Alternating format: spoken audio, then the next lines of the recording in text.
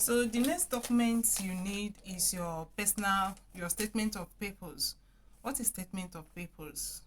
The statement of purpose is actually a kind of attestation and a kind of letter of introduction of yourself, introducing yourself to the school, and telling them the reason why you want to study this particular course. This statement of purpose is very important. It's as important as a transcript. And in some situation, transcript is not even as important as SOP. Like a situation where you want to migrate from your initial background to another field.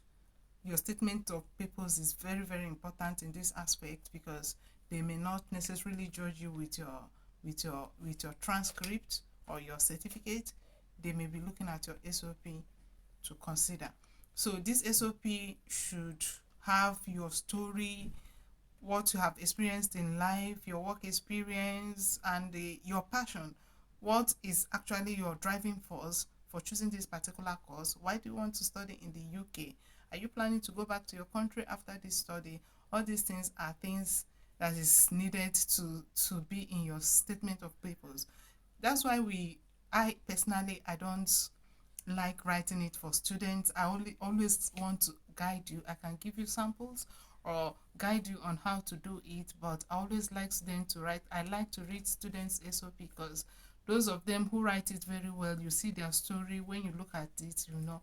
But even if you don't know how to go about it, that is why we are here to guide you. We can guide you through that, but you need to tell your story. You need to tell, this is my experience. This is actually what happened when I was growing up. I was doing this, I was doing that.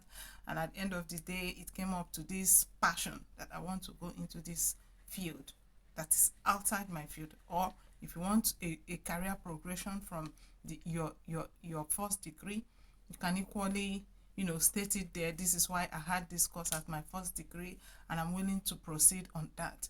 So that is basically what you need. There are other documents that may be required depending on your course of study. Something like your IELTS English test is required in some courses, not all the courses anyway. Most UK schools are now trying to accept WAEC.